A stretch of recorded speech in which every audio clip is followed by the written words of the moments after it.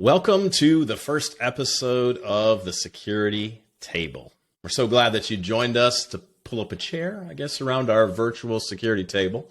My name is Chris Romeo, and I'm joined by a few of my friends who are passionate cybersecurity people who like to argue. Well, that's not exactly why we invited them to the table here, but we do want to explore the world of software security, application security. This is a thing that we all love and what brought us all together. And so we've got Izar Tarandosh, Matt Coles, Tanya Ward. This is the folks that pulled up a chair to the table.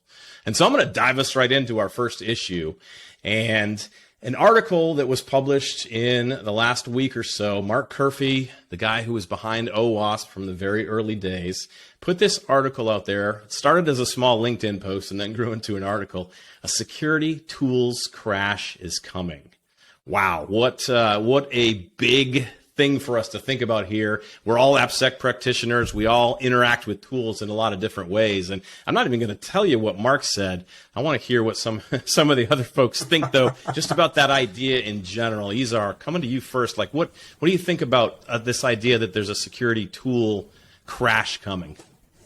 I'm running around in circles with my head on fire because I just joined a security company creating security tools.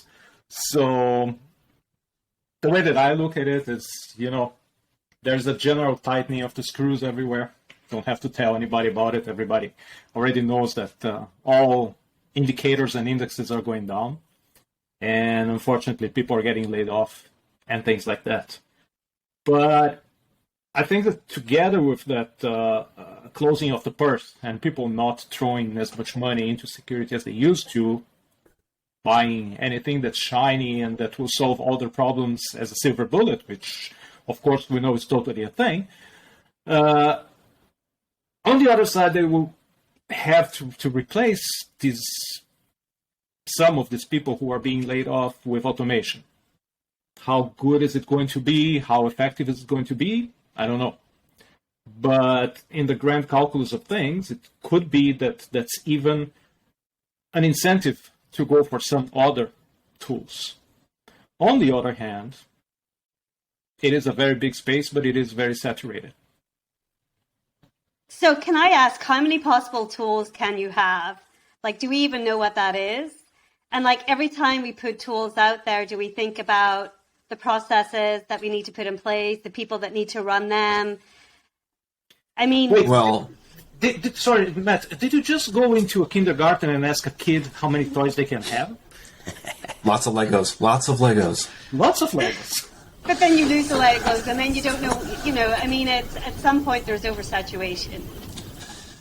So just keep in mind that we've been working for a number of years towards getting very specialized tools that do one thing very well, and you need, of course, then a lot of those tools to be able to manage the environment and the space here. I mean, we're talking about a lot of different things that can be focused on and tested with these tools, things that we rely on them for, and having one monolithic tool or a small set of monolithic tools that do a lot of things.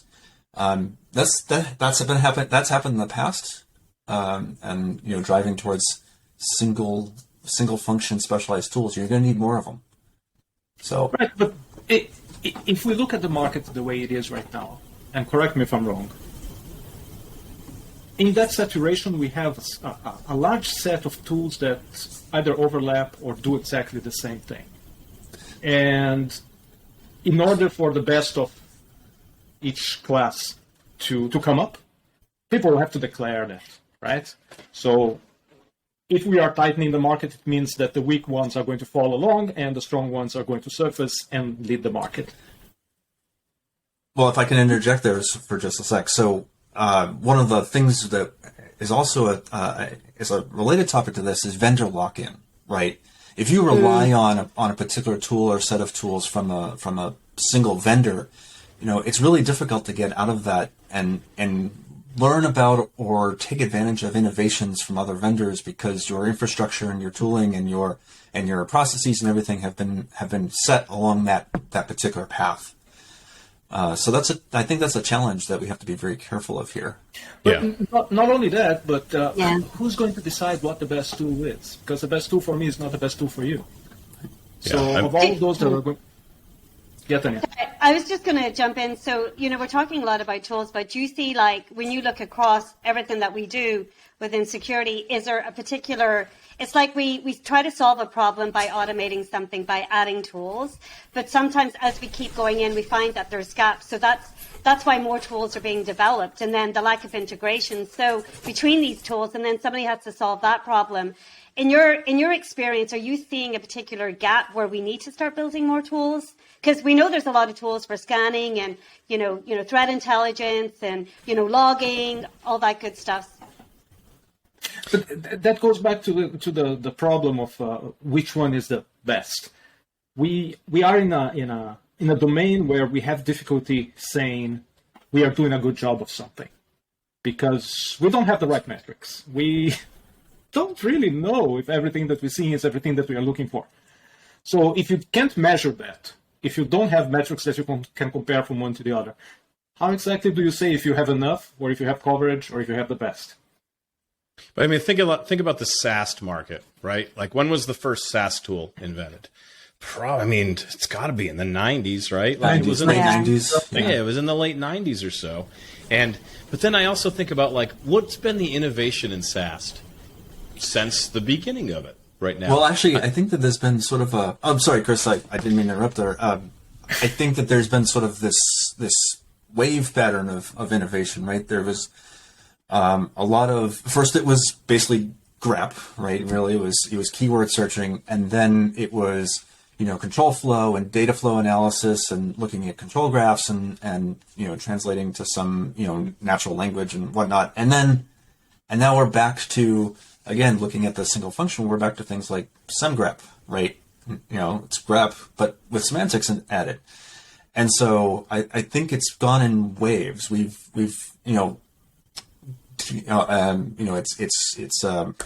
what's the word I'm looking for? I think it's not quite a yeah, race. go ahead, please. More like what's the name of the race? A weapons race? The arms race. Two big Arms names. race. Yeah, an arms race. We had these two big names, and it was funny. Like every time that you went to a conference or to an exposition or something, you would see that one of them inched forward, and then the other one pulled, and then the other one pulled, and it was always those two. And I think that you guys know who I'm talking about. But then we had the jump to, as Matt says, back to the beginning, looking with grep, but a smarter grep. And now we are seeing this ML and AI and whatnot thing coming up, and that's the next weapons race, right? Yeah, Who's going to have the best model?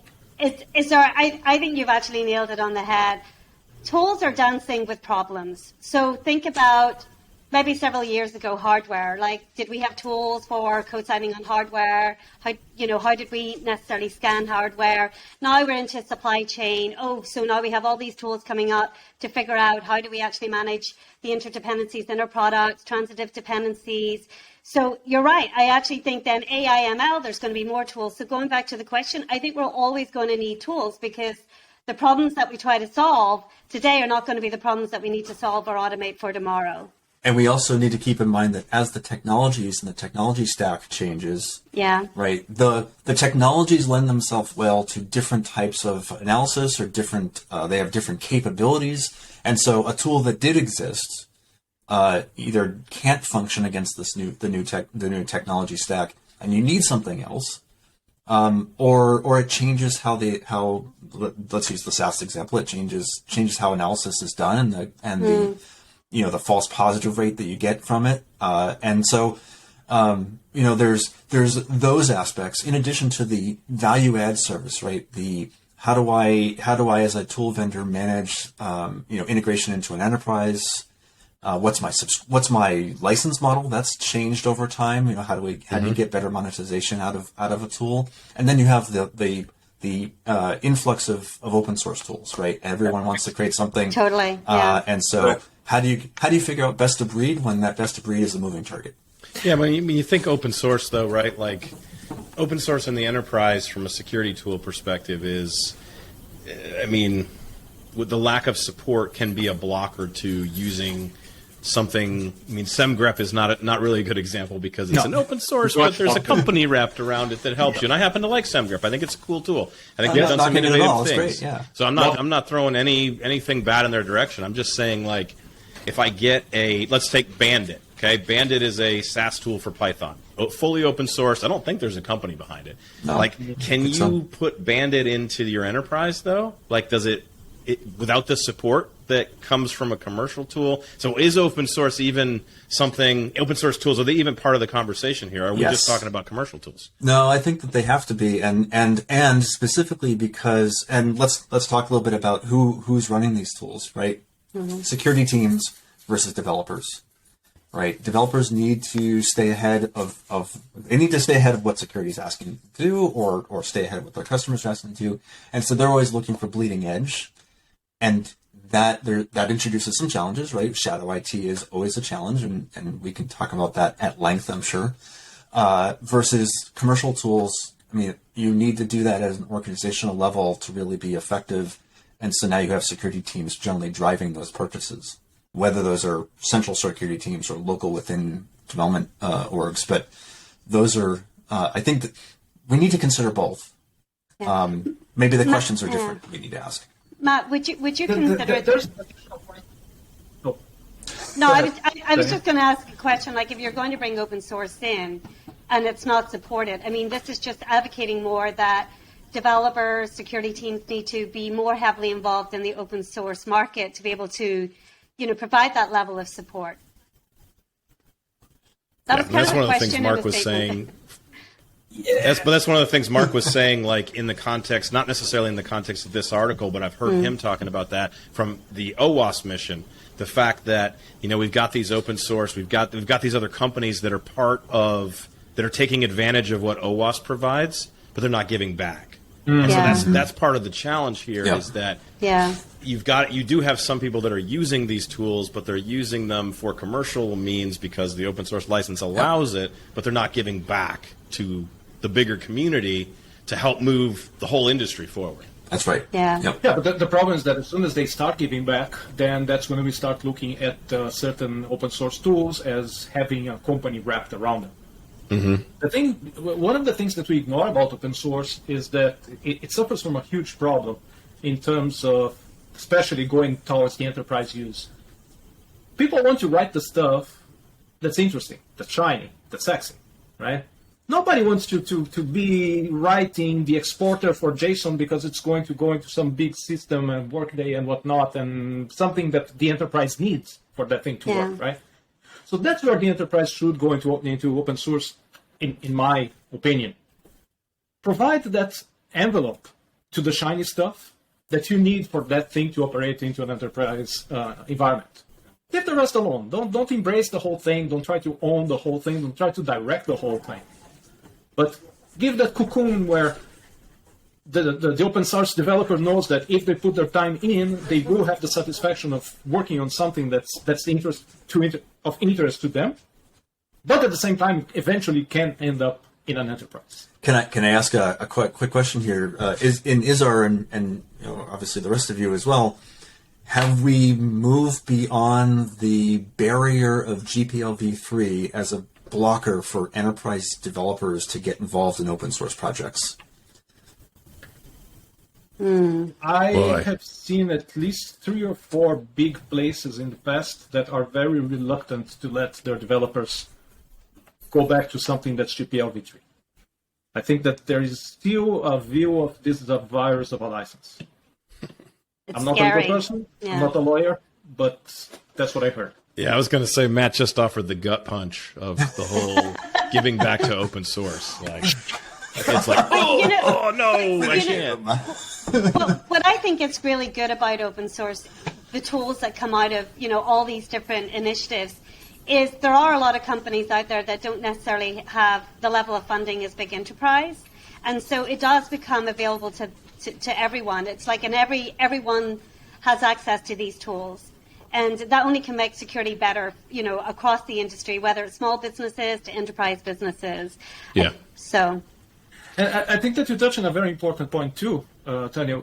perhaps even without going there, but the interoperability. Like you talked about the number of tools, and Matt talked about the ubiquity of them, but sometimes we do want these things to pass results from one to the other. And Totally. I think that it's very rare the tool that considers putting things out in a consumable way, but even more rare than that is the tool that's ready to import somebody else's results and translate things and agglomerate things in a way that I am looking at, for the lack of a better word, finding from the angles of all the different tools that I have. And I don't see N findings, I see one with all the information from all the different tools. The challenge is, I think that lends itself to yet another tool to provide that bridge. Or yet another standard format. So I wanted to point out that I think that we are 30 minutes in, and this is the first time that this is going to be said in this setting. Take, for example, the open threat modeling format. Okay. That's been adopted now by OWASP Threat Dragon, of course by Irius Risk, by PyTM. And these are already three tools. One of them commercial, two of them open source, but with different approaches. And all of them using this open format and approaching it, of course, from different sides and different views. But it is something that came from an enterprise setting with the commercial offering starting it. And in my view, it's a positive example of what enterprises could be doing with open source more. Right? What you're calling out is standardization. Standardization as a means of providing. Well, I guess it's a double-edged sword. If you standardize, you can get both a collection of tools that now are competing on different aspects, or they all become the same. In which case, it doesn't really matter which one you choose. I see what you mean, but again, take the OTM as an example. The format is open in terms that every tool can add its own thing, and there are very, very little required attributes in the whole format. So yeah, but let's pick on OTM. Let me pick on this for a minute, because when I think of things like this, it's like, what really is the value prop, right? Like, a company starts something and then they put it out there, and a company always has something. A company doesn't create an open standard because they're good people, and I'm not picking on OPM, or I'm not picking on OTM, whatever it is, or anybody else along the way. But what's is it really something of value, though? Is my question to you. Like, what is the value proposition for me of this open threat modeling format? I can only give you my personal view, and I have that. It's worth exactly what you paid for it. And I think that in the case of threat modeling, whenever I look at the commercial offerings out there, they already tend to be enterprise-grade level, with lots of fields, lots of dialogues, lots of workflows, and this and that and the other one. But as a threat model practitioner, if I can offer someone a simpler experience, like the OWASP tools or any number of other open source tools, and they can experience that, and they don't lose their work when they move from the simpler to the more complicated, because they need to follow that progression, right? The enterprise wants to be enterprise and wants to integrate with all kinds of stuff. If they have that format that will take them along with the results that they already have, and they don't have to go through the look at one window, go to the other window, create the same thing, that for me is already a win. So that's why I like the fact that they came out with something that's so open that we could use. So I've got 3 points on that. So the first one is, when we think about tools and what you've just been talking about, can it scale? Like, when we build out, we start off with an idea and incubate it, open source, then we think about enterprise. Like, are we really thinking about scalability?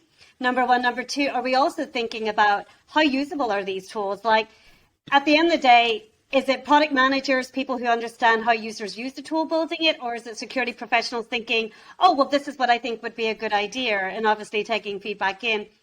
And the third point is, I always think about the end users at the end of the day. When you look at the market of all of these tools out there, where do I begin? Like, I mean, where do I begin? Is there a guide? Is there a guide on where you start? Like, of all of these different scanners? No, you talk to your vendor. You talk to your vendor.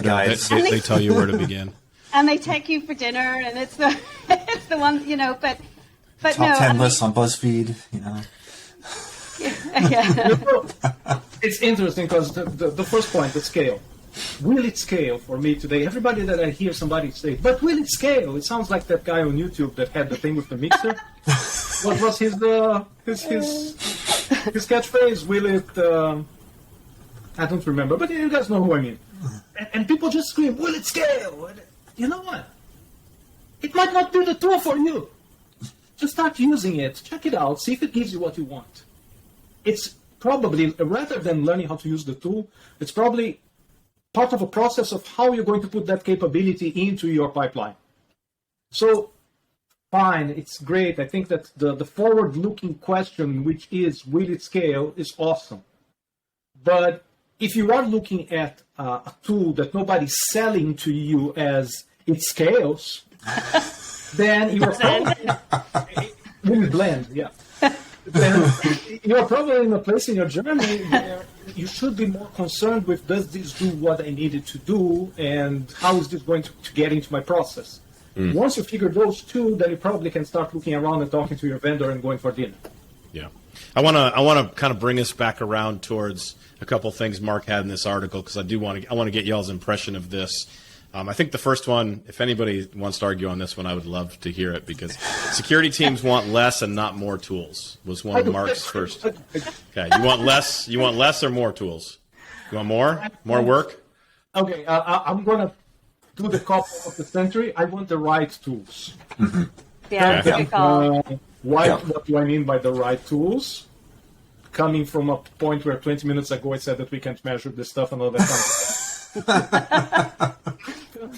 I'm coming from the side of, anybody who has heard me rant about stuff before knows that I like the idea that shift left shouldn't even be a term, and Matt has explained that to me a lot of times. Shift left is something that shouldn't exist, right? It should begin left, stay left, left is where you leave, go left, right? Because I think that it's safe to say that today we live in a situation where we have low-hanging fruit and all the rest of security. And most people have not yet dealt with the low-hanging fruit. So the end of that rant is that I want the right tool that I can give to a developer, and they will take the low-hanging fruit, and I can give it to a security team, and they will get the higher end of the stuff. I love those tools that have the little button in the corner, advanced, that opens that crazy dialogue with 1,000 more options and anything. And the not so advanced is, do you want it in dark mode or not? Of course, dark mode. It seems that you're looking for Nirvana. Like, can you really have a tool that kind of does all of those things? Yes, but you That's can't an announcement of Izar's new startup. It's called Nirvana. And it'll do all things for all people in all places having to do with security. Yeah, if you have gas, you can't afford it. It's priceless. And the catchphrase is, security really is a silver bullet. There you go. I like it. We're making T-shirts. I got the T-shirt order right now. The catchphrase is, you've got a lot of problems. Will it blend? Oh, that's good. That's good. I like it. That's good. All right, so Matt, how about the market right now? How about the market, though? So Mark's other thing he's saying here is there are way more vendors than the size of the market can support. Are there more vendors in the space right now than the market can support? Matt Coles. I think the answer is going to be yes. I agree. Well, I think that there always has been, because we innovate, right? And we have, here in the U.S. at least, we have a capitalist system, so people want to compete. They want to continue adding features that they one up them, as Izar said, there's this sort of this arms race, so to speak. And I think that there are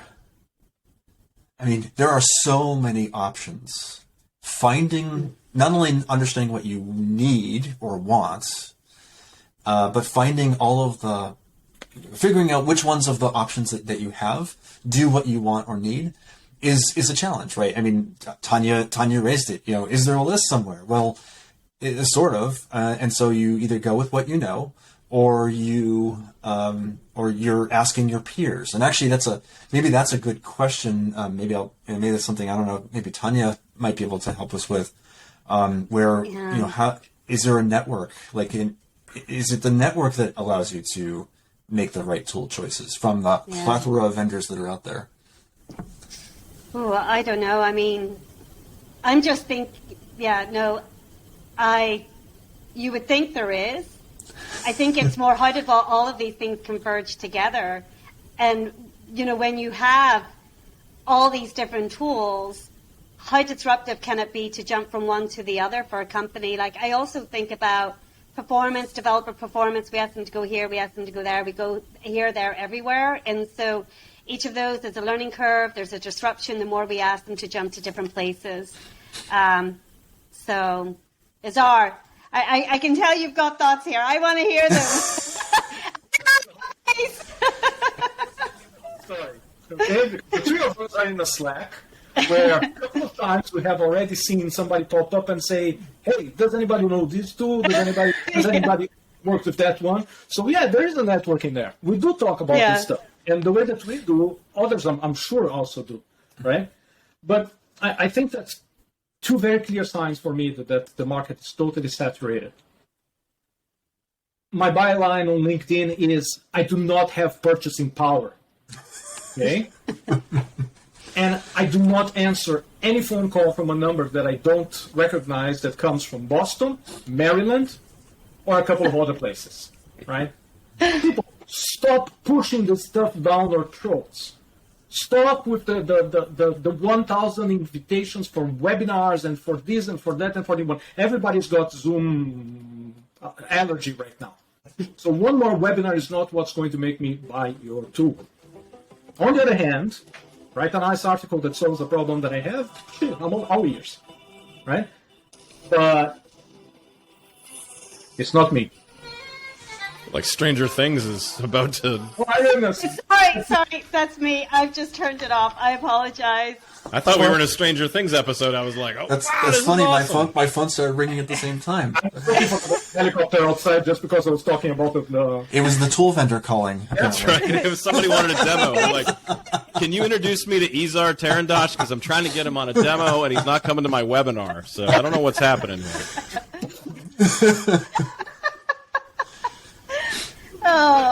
Yeah. So, where was I going with that? Yeah. So, in short, the market is saturated. The good news of the market being saturated is that, damn, we have some really, really cool solutions out there. Agreed. And by the way, I would say we're saturated not necessarily just from a company standpoint, but from a commercial offering standpoint. But I mean, how many tools on GitHub, for instance, are there? I mean, maybe not for threat modeling just yet, but for static code analysis or for web security especially web security testing, right? Or something that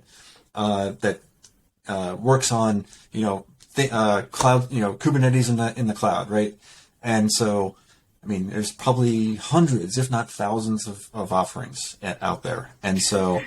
You know what the deal with some of those is? That most of them have that other catchphrase, single pane of glass. Yes. Oh, nobody says that anymore. Come on, no one says that. They said that in the 90s. My monitor looks like the cockpit on an F-35. Chris, Azar's company is called Nirvana. He's still stuck in the 90s. That's true. Do you have a heads-up display on your single pane of glass, or... That was supposed to be an innovative feature that was going to be released later. All right, let's react to something else that Mark said here as one of his 4 conditions. We can skip over the venture market, about startups are going to run out of cash in 2023. He's making a statement there. 2023 will tell that story. But what about, he says that the global economic climate means security budgets are being frozen and in many cases declining. Yes. So across the board, are we seeing, is that what we're seeing when we look across the industries? I guess, you mentioned kind of layoffs and stuff. Like we're seeing we're seeing people pull back. We're seeing people reserve cash, which means there is, you know, you're not going to have as much money in your security budget just because you're not going to have as much money in any of your budgets because we're pulling back and we're trying to project past 2023. Is that consistent with what everybody is seeing across the industry? I am starting to see it, yes. I'm seeing hiring getting frozen, of course, but the signs are there. So I'm curious to understand what's been the trigger for that. Do you think that during COVID, a lot of the remote work, you know, working from home, there was an increase in, like, was there like a major increase in purchasing tools and now we're seeing the crash of it? Look, I don't think that any of us is Ray Dalio or something that can explain exactly to you what all the factors are. But I think that it's fair to say that there is a general tightening of everything. Yeah. Unfortunately, I don't think that security has been hit as hard as other parts of the tech industry. Yeah. Although, as those taper down, exactly because some of the factors that you mentioned, the need for security personnel is probably going to go down as well. All of a sudden, you don't need 20 people to monitor the single pane of glass of 5,000 engineers working, and you're going to need only 10. Well, so let me ask a quick question here, because and I'll admit that I maybe didn't dive into Mark's article as well as I should have. Is there a difference between security tools to enable the enterprise to be secure? You know, zero trust, network defense. Oh, Matt swore. He swore right in the middle of the podcast. He said zero trust. Yeah. Versus development tools that help companies make sure that the things that they build are secure. And I think that they are different. They're different classes of tools, certainly. They're managed differently. They're operated differently. They do different things. Yeah.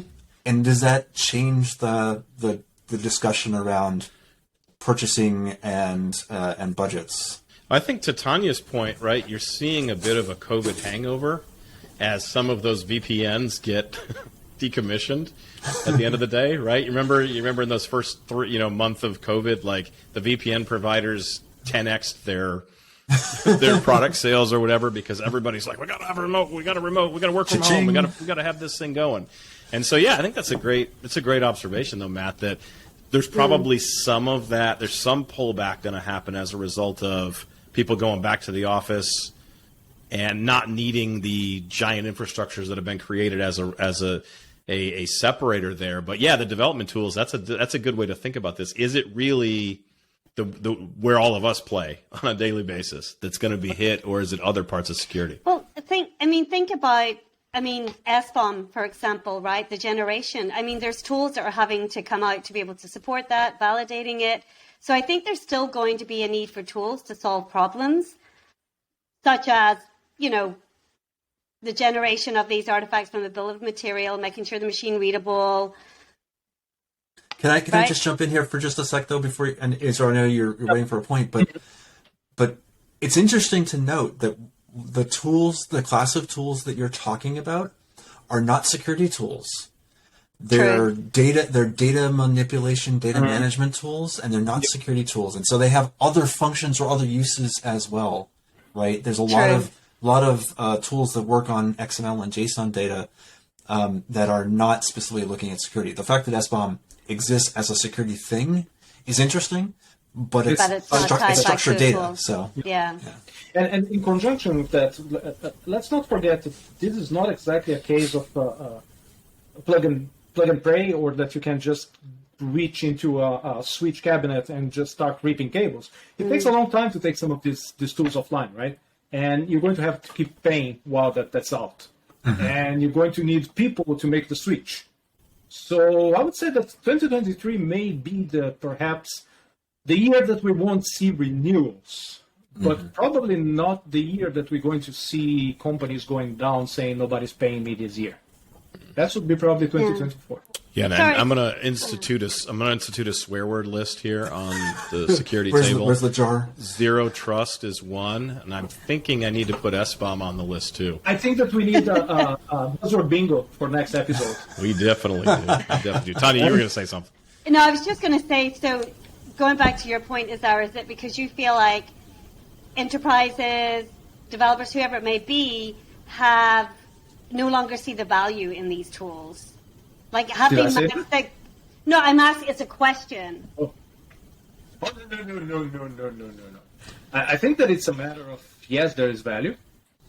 But if we put everything that we've been talking about so far together, the different interfaces, the lack of interoperability, the how hard it is to put in and put out, how many people do you need to manage something like that? People are going to start looking at those tools and say, is this really giving me the ROI that I need? The ROI, yeah. Right? Ooh, there's an important term, ROI. Yep. This one is not in there? Okay. I was going to say, that one's the okay. same as value? Is that the same as value? Single pane of glass. Return on investment, I think, is about, you want to make sure cost versus benefits, right? So next Halloween, I'm coming out with like this huge plexiglass in front of my face. And there's a single pane of glass. Yeah. It'll be available on Etsy, ladies and gentlemen. You can buy an Ease Our Face on there. Well, let's react to a few more of. So Mark kind of had some conclusions in this article too, and I'm curious to get thoughts on how we react to what Mark is kind of predicting is going to happen in 2023. Let's see. Well, here's one. Unless you're a top 5 priority, you'll either not get a look or you'll be deferred to a later indeterminate date. Does that seem Can you like explain something? that one? Can you explain that one? What do you mean by top 5 candidate? Well, I think this is his language, so I'm putting words into the article. But top 5 priority being like, hey, the security team has 5 things that we decided in 2022 that were the things we have to wrestle with and solve in 2023. So if you're not on that list, if you're not, when you think about the enterprise, right, the average enterprise has a list of how many? 50? Does the CISO have a list of 50 things? Maybe more, maybe less. If any team out there is managing to get to the 6th of their top 5, I want to know who they are, because they probably got like amazing people and a great amount of money. But I don't think that anybody manages to go beyond their 5 anyway every year. So it's interesting. I'll jump in here. I think that, to say if you're not on the list of the top 5, you're not going to get a look. That suggests that the tools have to be, have to have those capabilities, or have to have that offering. And so it goes back to the one tool that can do a lot of things, so that it can be on the list, as opposed to a company that does one thing really well. Let's take static analysis, and I don't know if that's going to be on the top 5 list for a lot of people, right? But if somebody does static analysis really well, are they going to want to dilute that by doing something else just to get onto the top 5 priority list? Yeah.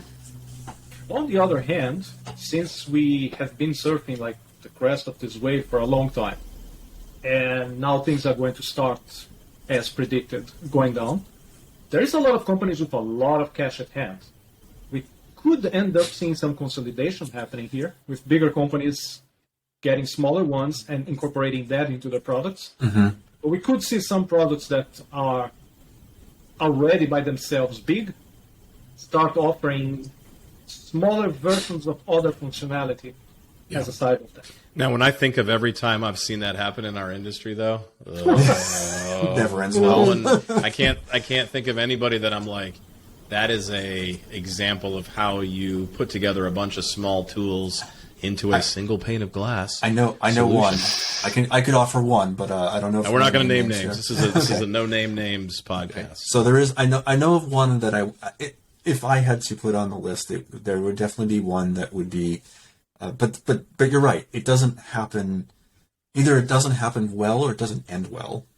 Oh yeah, true. Yeah, I mean, some products have gone. I can remember some that were acquired in 5-7 years ago, and then it's like, where is that? Oh, it was bought by this company. Oh, well, where's the product? It doesn't exist anymore. Oh, so you bought it and then just killed it. And all the engineers that were working on it left for greener pastures. Chris, you actually bring up a really interesting point. I mean, this goes back to basic economics, doesn't it? Right? When the market starts drying up, right? Competitors start kind of merging and acquiring different products in order to kind of shorten the market down. So, Yeah, no, I think that's normal. You circle the wagons. Yeah, and I mean, I think it's a good point. Like, we're probably going to see it happen, whether it's going to create super companies or not, of 10 different tools brought together, and you're like, wow, that integration of these 3 or 5 tools together created a really super value proposition. I'm not going to hold my breath. Nope. I mean, maybe other people out there will, but I've seen it happen 3 or 4 times in our industry, and I've just watched it go.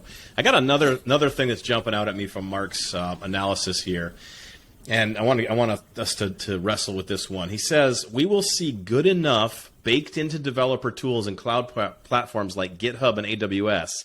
Good enough will become common, replace existing tools, and be the preferred new tool. So imagine your provider, like a GitHub, and they've already done it with some stuff. They've already brought some tools into their fold. So what he's suggesting is you'll start to see some of the people you're already doing business with provide you with some side kind of products that may not be as good as the thing that's at the top of the market, but it'll get you 75% of the way. What's your reaction to that? Look at the example that he used, GitHub. Okay, I think that it's important to latch into that, because it goes back to what we were saying before. At the start, yeah. It's a start, but it may not be big on capabilities, but it is big on integration. So GitHub today already offers you a pipeline that's populated. You can have a little bit of this, a little bit of that, and you get results. So it's not like you're blind in the middle of the storm, right? You are doing something. You are catching, again, that low-hanging fruit, which sometimes is all that people can deal with. But the important thing here is that good enough comes from a place that you are already paying for something, so you already have all that process going on. You already trust the relationships that you have with these people. Some amazing sales engineers out there giving awesome support. And it's something that's already the flavor that you know. You don't have to change your environment to actually use that. Or, God forbid, train people. I think Matt's about to disagree with you here by that look on his face. Yeah. I'm having a hard time with this whole thread of conversation, because what basically you're saying is the lowest commercial vendor produces something that's good enough. Where does that leave the open source community? First off, and second, let's talk about vendor lock-in again. So if you get used to you build your entire environment, your entire processes and your personnel training and et cetera around a set of stuff that's good enough because they're there, you're not getting out of that anytime soon, I imagine. So I think there's 2 challenges there that's not favorable. True. And let's throw a bit more in the mix that may play one side or the other. Look at most enterprises' security teams when they are part of the process of bringing in new stuff. So the kind of vetting that they have to do on that. Yeah. They much prefer to go to someone that they are actually paying, which means that somebody can get sued at some point if needed, than going to the open source and having to read all that code and running the risk of we missed something and we are bringing this ticking bomb in here, right? So there is that, I think, easiest path that things at some point tend to go through. When you have 50 things to review and you know this guy, you worked with him before, you paid them before, you just go, more of the same, yay, right?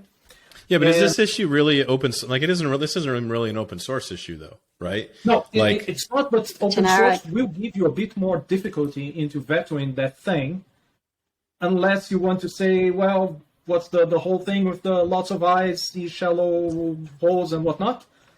Many eyes make light work. I don't know. Many hands make light work. I don't know what it was. Yeah, but the problem is that that's also an illusion, because let's be honest, not every security people out there are reading line by line of whatever comes from GitHub and saying, yes, we vetted that and we are 100% sure of what came in. And next week we're going to do the same thing for whatever update comes in.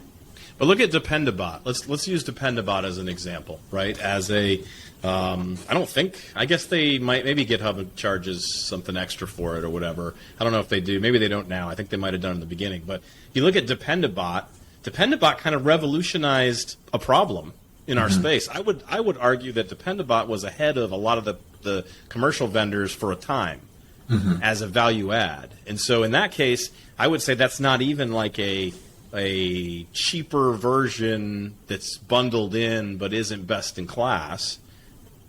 I don't know. I haven't looked at Dependabot in a while to know if it's still hanging with the top, software composition analysis tools, but it was for a time. A couple of months ago, I did participate in a comparison of, and it did pretty well. Was it the best? I don't know. We don't know how to measure our success. But yes, it was good enough. You see, we ended up getting there in the good enough because it plugs a hole that I need. It costs me next to nothing. It's already in the tools that I use. So, yeah, why not? Izar's arguing for good enough. I know Matt is not loving. I'm not arguing for good enough. I'm saying that by default, we grow into good enough. I think good enough is exactly what it is. It's good enough. I like what you had brought up about the integration. I think it always comes back to the problems again that people are trying to solve within the businesses as well. And integration, do you favor integration over additional capabilities? I mean, there's multiple products that we use on a day-to-day basis that aren't even security in nature that used to not be integrated. They're now integrated together and we see a value add because things are just seamlessly moving across, productivity goes up. When things are kind of isolated and it's excellent, it fulfills that niche or that's one small thing, it goes back to my point. I have different tools and you're spending more time in productivity because you're jumping across. So I think it comes down to a balance between the two things. And by the way, I was not arguing against, I was arguing that how do we avoid getting stuck in good enough? Right. I'm trying to create some controversy here, Matt. You're doing a good job. That's all I'm doing. Stir the pot. That's what I'm doing. That's a great point. Because, again, if we can agree on that, 80-20, division of the low-hanging fruit and the advanced stuff, the people who are not going to get stuck are those for whom the good enough covers the low-hanging fruit well enough that they find themselves with time and budget to go after the more complicated stuff. Right? So some people are going to look at that as a learning curve and actually walk the curve and then improve their tools just the way that we talked about the tools with open formats there in the beginning. And other people are going to say, hey, you know what? It's the illusion of action. I am doing something. My CISO, my CSO, they can't scream that I'm not doing anything because here it is. I'm doing something. It's good enough. But sorry, so going back to the 2 points, it all still comes down to ROI, like the cost versus like what are you getting out? Like you have to still show that when you have a tool that you're solving that problem, like you have to be able to measure it as well. Yeah, but if I'm not paying for it, if I'm getting it through another platform provider, what is my ROI? But Chris, nothing is for free, right? People, you deploy it, you still have, you have to train on it. There's still a hidden cost to things. You maybe write custom scripts to support it. Yeah. You know what's the image that just came to my mind? Somebody working with an open source tool, let's say a detector of some sort, and it doesn't detect something, and there's an incident and horrible things happen. And I want to see that people come to GitHub and say, I would like to talk to your manager about your tool. It's at the end of the day, again, that word scale, and at the value of things that most of us work with, it's very hard to trust. Not to trust is not the word. It's very hard to justify trust in open source just because of what could happen on the bad side, on the probability that something really bad happens. Especially now that we are starting to see this whole liability thing happening with CISOs and, hey, you are culpable for stuff that happens and whatnot. That's going to make, I think, the case for open source tools that would sit in very not delicate, but very central decision points and would be responsible for a lot of security, it would make the enterprise case for them even harder. I noticed that Izar keeps opening Pandora's box after Pandora's box. Let me just quickly say something about, the general trust of open source. And then let me go to the next thing. It's like, that's a 10-hour debate right there. At the end of the day, we're all security professionals. So if we're going to have security tools coming into our environments, don't we want to make sure that they follow good security practices and also vulnerability response practices? Like, if you take for Log4j, and Log4j happen to be in a security tool and they don't patch it for 12 months, do you think that's a problem? Wait. You're telling me that security tools cannot be secure? No, I'm saying we're security professionals, but...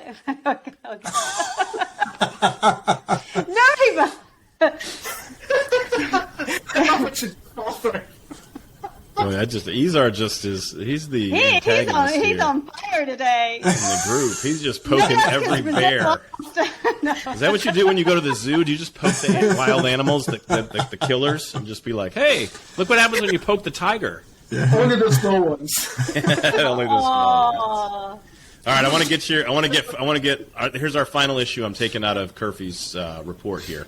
I want to get your take on this because I think this one could be fun. He says, in order to stand out from the crowd, marketing teams will be making increasingly salacious claims. Which I'm going to have to look that word up or someone can tell me what it is.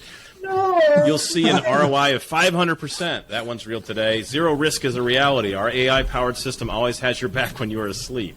Struggling or worried vendors will all be shouting about why their area of focus is the most important to secure and why their product is critical. Is this any different than what we've experienced for the last 5 years? No. It sounds louder. Maybe they're going to get bigger claims, It's gonna...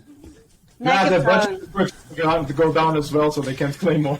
I mean, if I hear one more time that our solution is powered by AI and ML, that's I'm like, what does that actually mean? Does that mean... Nobody ever knows. Nobody can ever. It sounds so good though. Like I want to say, the Security Table podcast is powered by AI and ML. What does it mean? You know what's AI and ML?